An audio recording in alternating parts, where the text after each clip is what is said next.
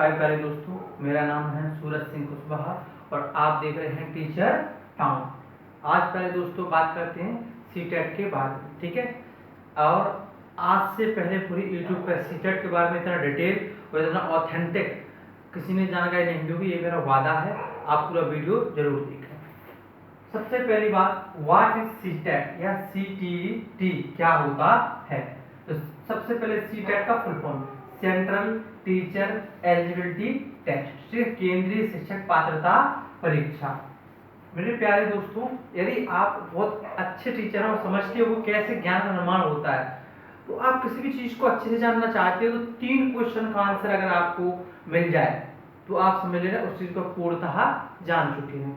Why, where and how. माने why माने क्यों, वेयर माने कब, हाउ माने कैसे। यदि आपको किसी भी तथ्य या किसी भी फेनोमेना या किसी भी चीज से संबंधित इन 3 के अगर आंसर आपने ढूंढ लिए, फाइंड कर लिए, समझ लो आपको उसकी जानकारी पूर्णतः जानकारी हो चुकी है। तो सबसे पहले व्हाई, क्यों होता है सीटेट, क्यों जरूरी है सीटेट एक शिक्षक के लिए, तो इसका आंसर करता हूं मैं।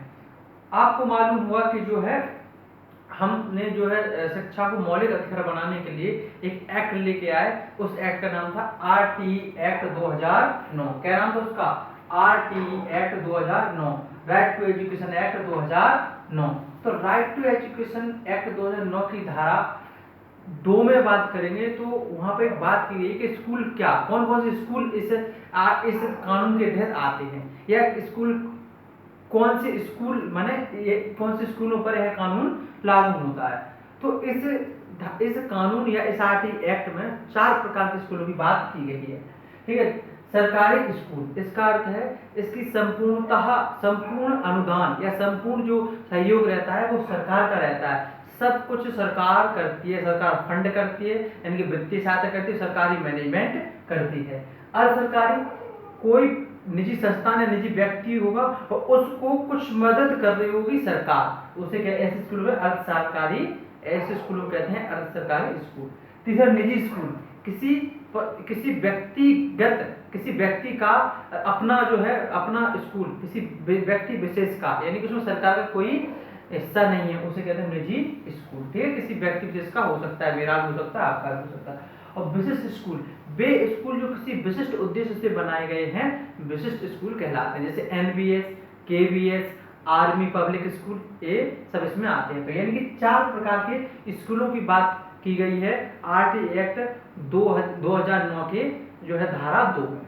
अब उन्होंने कहा अब इन स्कूलों में आप जो टीचर नियुक्त करोगे उन टीचर की न्यूनतम अर्हताएं यानी कि मिनिमम एलिजिबिलिटी क्या होनी चाहिए, तब हम उन्हें इन स्कूलों में नियुक्त करेंगे। तो इसके लिए जो है धारा 23 में प्रावधान किया गया इस आरटी एक्ट की जो है धारा 23 की एक उपधारा में बात की गई है।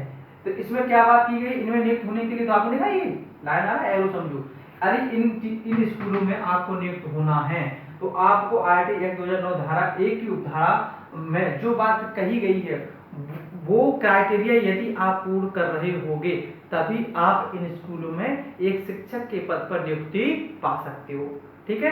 तो क्या कहा गया है धारा 23 की एक उपधारा में सेक्शन 23 एंड सबसेक्शन 1 में क्या कहा गया है, पढ़ते हैं। देखो, कोई व्यक्ति जिसके पास केंद्रीय सरकार द्वारा या अधिसूचना माने होता है नोटिफिकेशन या अधिसूचना द्वारा प्राधिकृत किसी शिक्षा प्राधिकारी यानी कि एकेडमिक अथॉरिटी द्वारा यथा अधिकृत न्यूनतम जो उसने कहा है अधिकृत न्यूनतम अर्हताएं यदि उसके पास है तो वह एक शिक्षक के रूप में नियुक्ति के लिए पात्र होगा इन स्कूल में।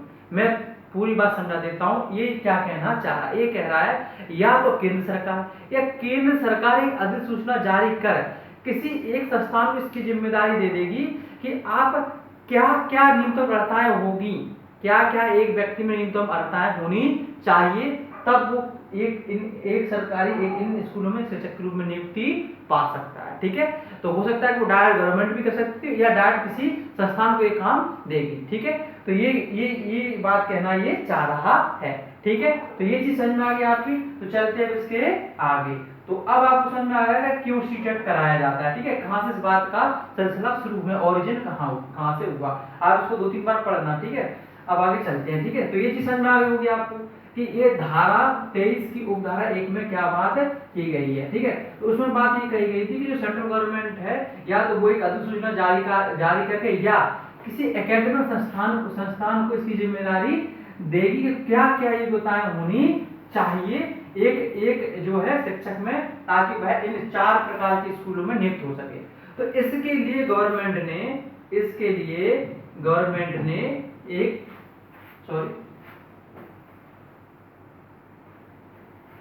जो है सेंट्रल गवर्नमेंट ने एक संस्थान को इसकी जिम्मेदारी सौंपी, जिम्मेदारी सौंपी, उसका नाम था NCTA, national council of teacher education.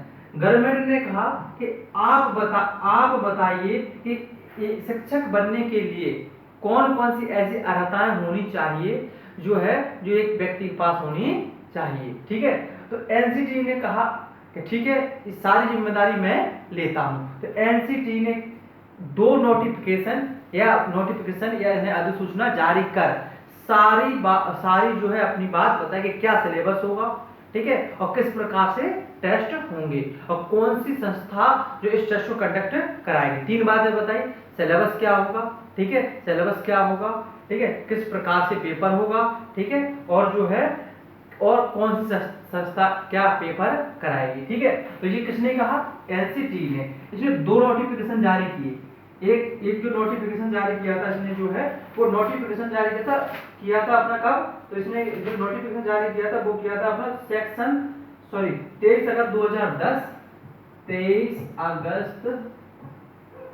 अगस्त जो है 2010 और जिसे 29 जुलाई 2011 में नोटिफिकेशन पब्लिश किया। ठीक है, माने नोटिफिकेशन के द्वारा बताया कि कैसे पेपर होगा, क्या सिलेबस होगा और क्या उसके क्राइटेरिया होंगे। ठीक है, कौन एलिजिबल होगा, कौन एलिजिबल नहीं होगा और कितने पर ये क्वालिफाइड माना जाएगा और सब कुछ एक एनसीटी ने जिम्मेदारी ली और एनसीटी ने बताया 2 पब्लिक जो नोटिफिकेशन या अधिसूचना जारी करके। ठीक है, अब जब यह अधिसूचना जारी हो गई तो इसमें इन्होंने बताया कि जो है हम 2 लेवल पर पेपर कराएंगे, एक प्राइमरी टीचर के लिए और प्राइमरी माने 1 से लेकर कक्षा 5 तक के टीचर के लिए और एक 6 से लेकर 8 तक के लिए। अच्छा, क्यों कराएंगे, क्योंकि ये बात कहाँ की गई थी कि निम्न अर्हताओं वाली, तो आरटी एक्ट 2009 में। तो आरटी एक्ट 2009 जो बात करता है वो 14 साल के बच्चों की शिक्षा की बात करता है। तो 14 साल तक बच्चा 1 से लेकर 8 तक ही तो होता है। तो इस प्रकार से सबसे पहले इनने इस टेस्ट का नाम एनसीटी ने नाम दिया, क्या दिया, नाम। तो इसका नाम रखा गया सीटेट। क्या नाम रखा गया, सीटेट। ठीक है, सेंट्रल टीचर एलिजिबिलिटी टेस्ट, केंद्रीय शिक्षक पात्रता परीक्षा। तो इस जो है टेस्ट का नाम, ठीक है, ये इसका नाम रखा गया एनसीटी के द्वारा। एनसीटी क्या होता है, national council of teacher education. ठीक है, तो नाम रखा सीटेट। कंडक्ट बाय, कराएगा कौन कराएगा भैया, तो कंडक्ट बाय, ये कराएगा सीबीएसई। ठीक है, central board of secondary education conduct कराएगी सीटेट को। ठीक है, ये चीज समझ में आ गई आपको। तो सीटेट जो है नेम दिया, सीटेट मैंने इस टेस्ट का नाम रखा कि न्यूनतम अर्हताएं क्या होंगी। तो इसको अगर कोई व्यक्ति इस टेस्ट को पार कर लेता है तो वो न्यूनतम अर्हताएं पूरी करता है, जो शर्त किसने की थी, आरटी एक्ट 2009 ने बताई थी। ठीक है, और इसे कौन कराएगा, सीबीएसई कराएगा। अच्छा, एनसीटी ने कहा सिलेबस क्या होगा और कितने भाग में पेपर होगा। तो उन्होंने कहा कि देखो, उन्होंने क्या कहा कि देखो पेपर होंगे 2। पेपर कितने होंगे, सीटेट में 2 पेपर होंगे। ठीक है, कितने पेपर होंगे, 2 पेपर होंगे। एक को बोला उन्होंने पेपर फर्स्ट या इसको एक काम तो प्राइमरी के, हाँ पेपर फर्स्ट कह लो, चलो सही है, पेपर ही फर्स्ट बोला उन्होंने, इसको बोला पेपर फर्स्ट और एक को बोला पेपर सेकंड, ठीक है, पेपर सेकंड। इसमें क्लास कहाँ से कहा था, 1 से लेके 5 तक, इसमें है जो 6 से लेके 8 तक, ठीक है, 6 से लेके 8 तक, ठीक है। 1 से लेके 5 तक का टीचर बनेंगे इसमें, और उससे बनेंगे 6 से लेके 8 तक। ये दो पेपर उन्होंने जो है एक तरीके से प्रस्तावित किए। इसमें क्या क्या सिलेबस था, तो इसमें उन्होंने कहा इसमें 5 सब्जेक्ट का जो है पेपर होगा टोटल जो बने। तो पहले इन्होंने सब्जेक्ट दिया CDP, चाइल्ड डेवलपमेंट पेडागोजी, बाल विकास एवं शिक्षा शास्त्र। तो बाल विकास एवं शिक्षा शास्त्र, बाल विकास एवं शिक्षा शास्त्र, ठीक है, एवं शिक्षा शास्त्र, ठीक है। दूसरा उन्होंने क्या कहा, तो दूसरा हुआ उन्होंने कहा कि भैया भाषा 1, और तीसरा सब्जेक्ट होगा भाषा 2, ठीक है, और चौथा जो सब्जेक्ट होगा वो होगा क्या, गणित, ठीक है, और पांचवा जो सब्जेक्ट होगा वो होगा आपका EVS माने पर्यावरण अध्ययन, पर्यावरण अध्ययन, पर्यावरण अध्ययन, पर्यावरण अध्ययन। दो दोस्तों, प्रत्येक जो भाग है वो 30 अंक का होगा, 30 प्रश्न होंगे। कितने प्रश्न होंगे, सबके जो है एक तरीके से 30 प्रश्न होंगे, ठीक है, कितने 30 प्रश्न होंगे, ठीक है। तो 30 प्रश्न लिख सकते हैं यहाँ पर, एक जगह बार-बार नहीं लिखना पड़ेगा। 30 30 30 30 30 टोटल कितने होंगे, तो टोटल होंगे 150 प्रश्न। कितने होंगे, 150 प्रश्न, और जो है इतने ही अंक होंगे, एक प्रश्न का 1 अंक होता है, ठीक है दोस्तों। क्योंकि अपन पेपर 2 की बात नहीं कर रहे, केवल मैं प्राइमरी की बात कर रहा हूँ यहाँ पर, ठीक है। तो पेपर 2 को अभी रहने देते हैं, बाद में बात करेंगे इसके बारे में, ठीक है। ये चीज समझ में आ रही, बात करें तो 30 अंकों का और ये हो जाएगा, ठीक है। अब देखो, अब कुछ नहीं करना है, पेपर 2 को भी करना है तो आप क्या कर सकते हैं कि ये सेम रहेगा पेपर 1 में। पेपर 2 में केवल ये जो पर्यावरण अध्ययन है वो जो गणित है ये सब्जेक्ट वाइज हो जाएंगे, जो भी ये 2 विषय को हटा के जो सब्जेक्ट वाइज हो जाएंगे कि आप कौन सा सब्जेक्ट लिए वो 30 नंबर, ये 30 जो है कॉमन हो जाएगा, CDP बात 2। यहाँ आप जो जिस सब्जेक्ट से वो 60 नंबर का आ जाएगा, ठीक है। छोड़ो अभी बात, तो ये चीज समझ में आई। अब इसमें भी क्या है, इसमें ये है प्रत्येक में जो है 15 का तो आएगा आपका जो है कंटेंट, क्या आएगा, कंटेंट माने विषय वस्तु, और जो है 15 का आएगी पेडागोजी, क्या आएगी, पेडागोजी, ठीक है, क्या आएगी, पेडागोजी। 15 की जो है कंटेंट और 15 की पेडागोजी, कंटेंट माने विषय वस्तु और 15 की पेडागोजी यानी शिक्षा शास्त्र, ठीक है। ये चीज समझ में आई। तो ये उसने कहा, उसके अलावा सिलेबस कहाँ से आएगा, तो उसने कहा कि 1 से प्राइमरी के लिए 1 से लेके 10 तक का सिलेबस पूछा जाएगा, ठीक है, और जो है और जो मिडिल है वो 1 से लेके 12 तक का सिलेबस है पूछा जाएगा, ठीक है। तो ये अपन देखते हैं क्या करना है पूरी तरीके से सिलेबस। ये चीज समझ में आ गई होगी कितने का पेपर होता है। अच्छा, एक बताओ यही सब्जेक्ट क्यों ले गए, आप जिस बच्चे को पढ़ाओगे उसको समझना चाहोगे ना, तो जिस बच्चे को पढ़ाना चाहते हो उसे समझोगे, तो समझने के लिए आप बाल विकास के साथ पढ़ाया जाता है कि बच्चे को आप समझ पाओ कि बच्चा कैसे सोचता है, बच्चा कैसे क्या करता है, बच्चा को क्या पसंद होता है, क्या नहीं होता, कैसे उनका विकास होता है।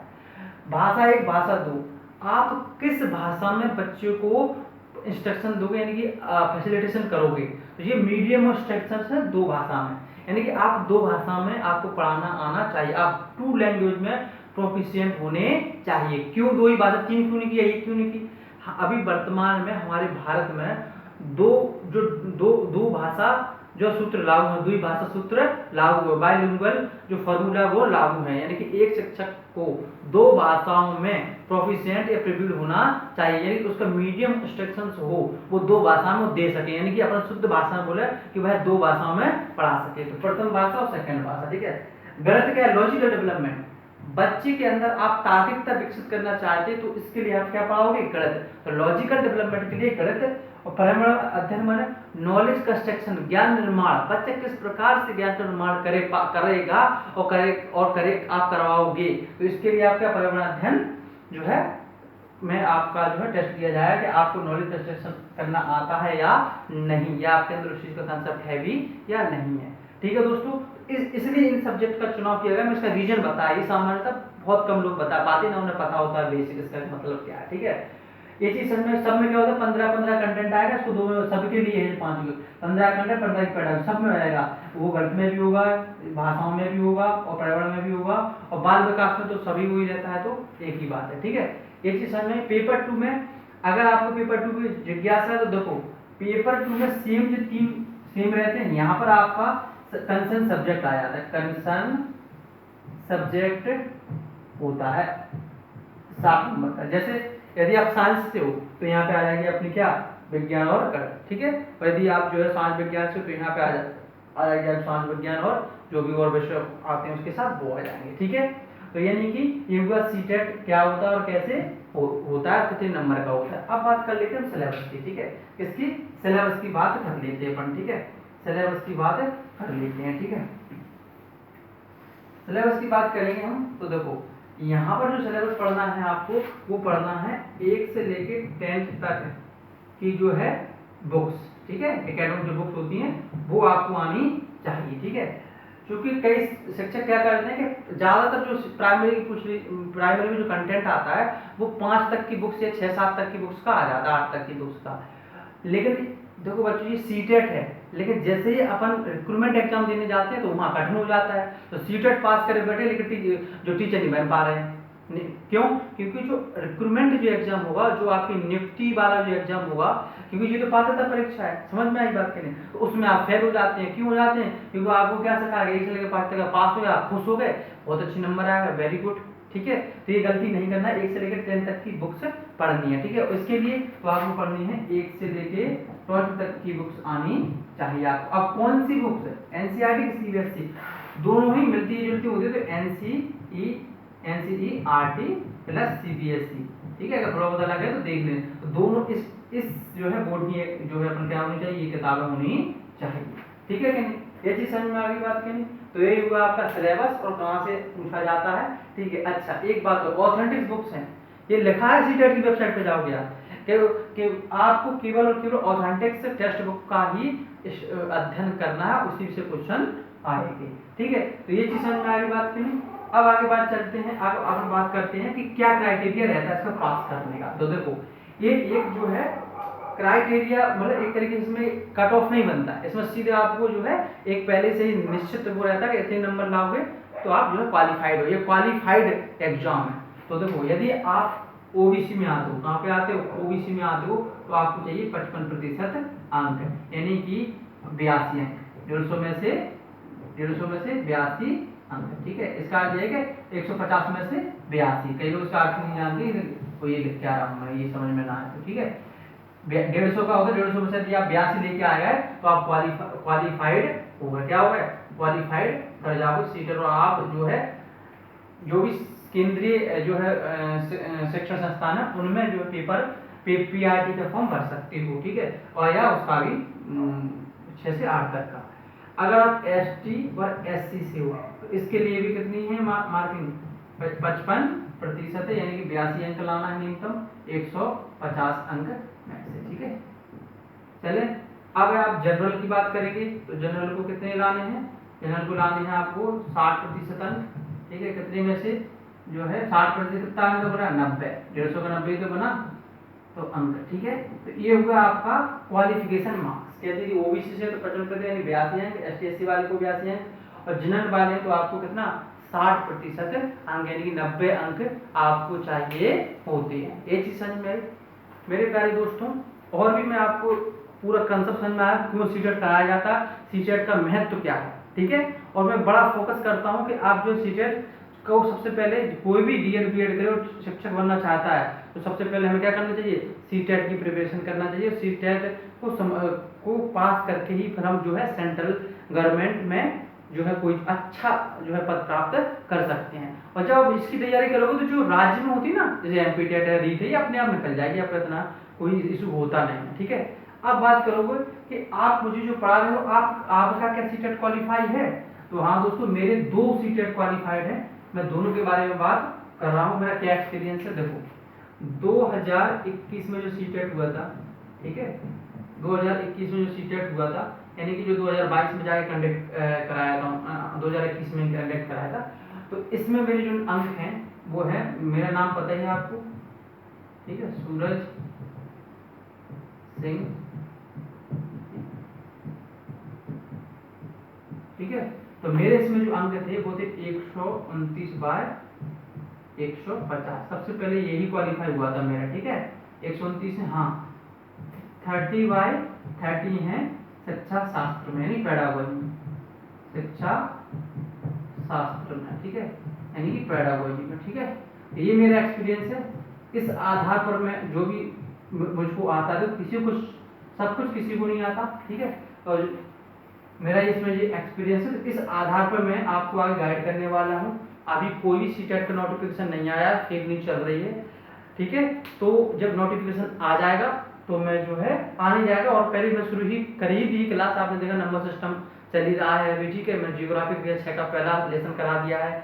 धीरे धीरे करके भाषा पेडागोजी, ठीक है, जो लैंग्वेज पेडागोजी 60 नंबर का जो कंटेंट आता है ना, लैंग्वेज फर्स्ट लैंग्वेज सेकंड, इसकी वीडियो डालना शुरू कर दूंगा 1-2 दिन में। और धीरे धीरे करके आपको वो कंटेंट दिया जाएगा कि आप कहोगे हाँ ये रियल कंटेंट है, इसे ही कहते हैं पेडागोजी, ठीक है। और यही रियल कंटेंट है, और आप आसानी से 130-40 कर पाओ सीटेट में, और जो भी रिक्रूटमेंट एग्जाम हो उसमें आसानी से पास हो सकें, आसानी से जॉब प्राप्त कर सकें। थैंक यू दोस्तों। आपने सीटेट के बारे में, चलो एक बात और बता दूं, यहाँ ध्यान आ गया, ये कमेंट आया था, इसमें निगेटिव मार्किंग नहीं होती, ठीक है, निगेटिव मार्किंग